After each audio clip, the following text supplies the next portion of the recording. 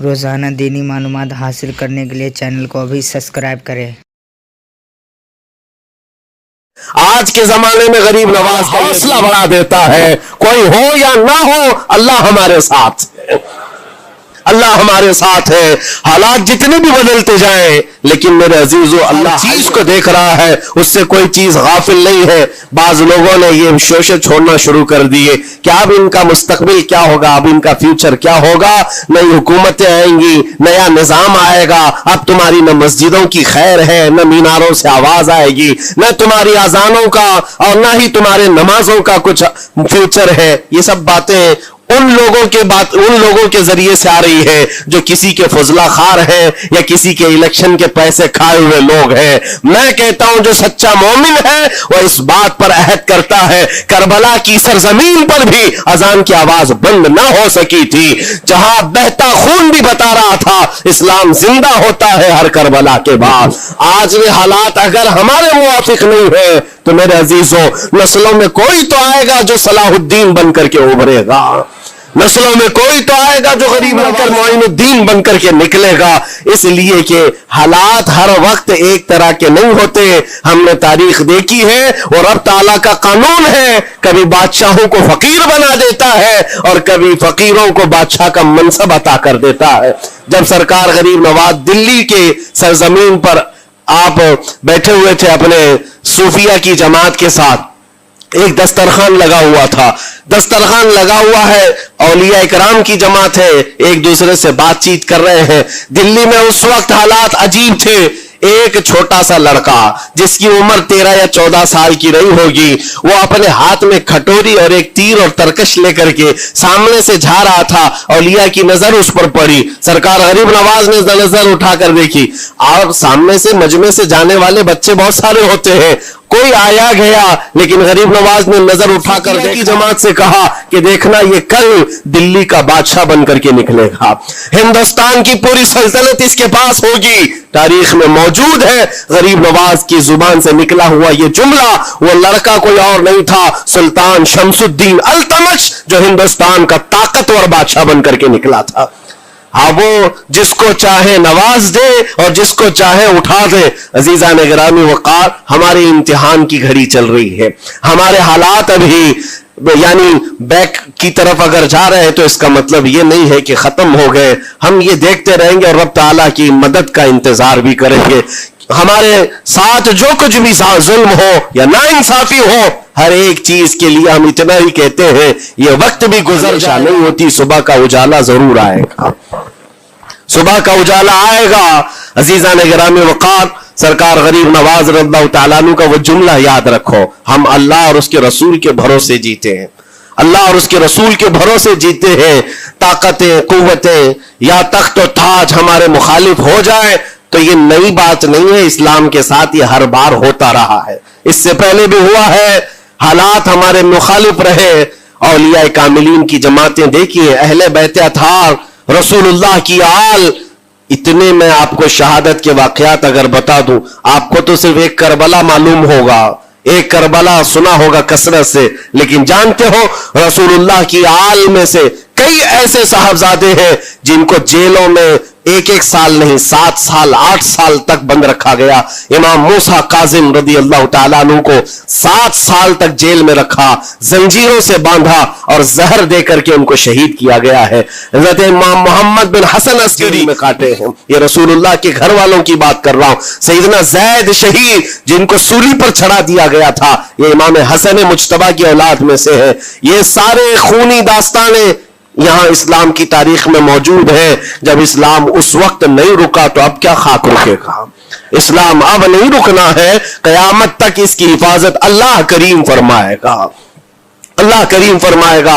हम जैसे आएंगे और चले जाएंगे, लेकिन इस्लाम को फलना फूलना है, ये फलता फूलता ही रहेगा इंशाअल्लाह।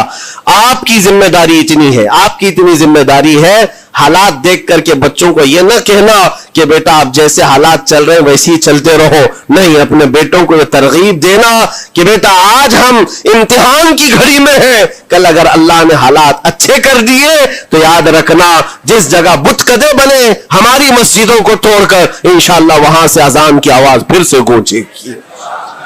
اذان کی آواز آئے، یہ بچوں کو نصیحت ہونی چاہیے، ہماری تاریخ مٹانے سے مٹتی نہیں ہے، جب اللہ کریم چاہے تو یہ تاریخ کھل کر کے لوگوں کے سامنے آئے۔ ہم کسی پر ظلم کرنے کی اجازت ہرگز نہیں دیتے، اور ساتھ ہی اسلام یہ بھی کہتا ہے ظلم ہو جائے تو سہنے کی اجازت بھی نہیں ہے، آپ کو حق بات بول کر جانا ہے، حق بات پہنچا کر کے جانا ہے۔ بولنے میں کیا ہے، ہماری زبان کاٹی جائے گی، ہماری گردن ماری جائے گی، لیکن حق بات کی حفاظت نسلوں تک منتقل کرنا اللہ کریم کی طرف سے بہت بڑا انعام ہے، اس کا بہت بڑا انعام ہے۔ یہ تو ہم کر ہی سکتے ہیں، ہماری نسلوں کو یہ بات بتائیں گے انشاءاللہ العزیز۔ یہ غریب نواز کا ہندوستان کل بھی تھا، آج بھی اور ہمیشہ رہے گا انشاءاللہ۔ سرکار غریب نواز کا پھیلایا ہوا یہ چراغ کبھی پھونک کے پھونکوں سے بجھایا تو نہیں بجھایا جا سکتا۔ آپ دلی کی سرزمین سے جب اجمیر معلیٰ پہنچے تھے، یہ تقریباً 7 مہینے کا سفر تھا غالباً۔ اس سفر کے دوران کئی ہزار لوگ اسلام میں داخل ہوئے تھے، اور آپ کو اس کے بعد کی تاریخی حالات معلوم ہے۔ جادوگروں نے مقابلہ کیا، بادشاہوں نے مقابلہ کیا، اور فوج نے مقابلہ کیا، نہ جانے کتنے لوگ۔ ایک بار تو ایسا ہوا کہ انا ساگر کی اس پہاڑی پر آپ ذکر میں مشغول تھے، راجے نے کئی مرتبہ یہ سوچا کہ ان کو مار کر کے یا کسی طرح سے بھگائیں، لیکن جب نہیں ہوا تو راجہ سے کسی نے کہا یہ منتر والا کوئی فقیر ہے، اس کا توڑ منتر والے سے ہی ہوگا۔ تو اس وقت جو بہت بڑا ان کا ایک منتر جاپ کرنے والا پجاری تھا، اس وقت اس تاریخ میں اس کا نام رام دیو بتایا گیا ہے، یہ والا نہیں ہے، اس زمانے کا تھا۔ اور اس کو راجہ نے جا کر کہا، وہ کبھی کسی سے مقابلے کے لیے آیا نہیں تھا، اس نے حامی بھر لی کہ ہاں ٹھیک ہے، میں جاؤں گا، دیکھتا ہوں کون فقیر آیا ہے ہماری، اور میں جاپ کروں گا، اگر جادو ہے تو جادو سے میں کاٹ دوں گا۔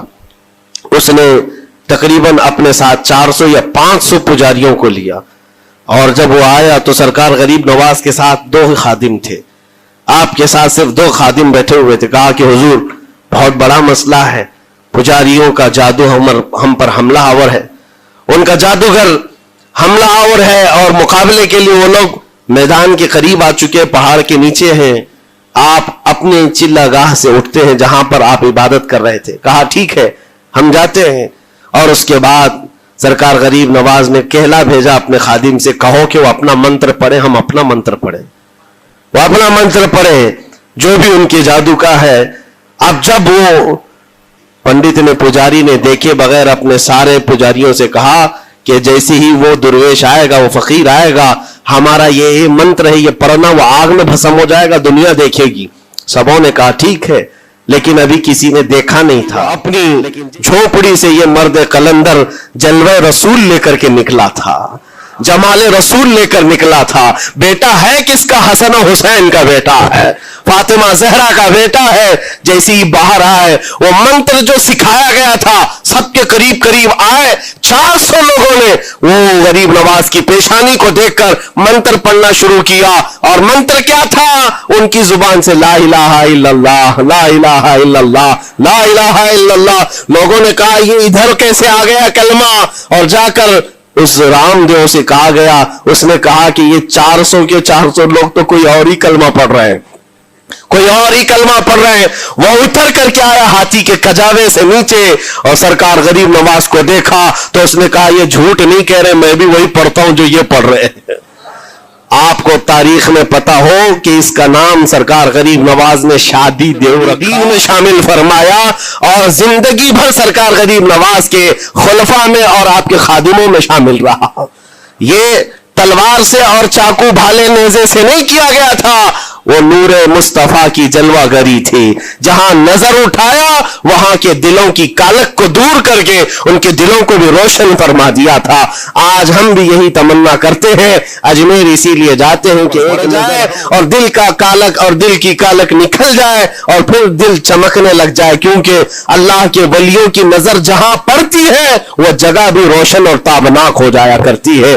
مولا کریم سرکار غریب نواز کی نسبتیں زندگی بھر ہمارے ساتھ قائم و دائم رکھے اور پھر اپنی نسلوں کو بھی اللہ تعالیٰ ان کی غلامی میں شامل رکھے. لیکن یہاں سے ہم یہ التجا کریں گے غریب نواز کے دربار میں، خواجہ ہند وہ دربار ہے اعلیٰ تیرا، کبھی محروم نہیں رہا.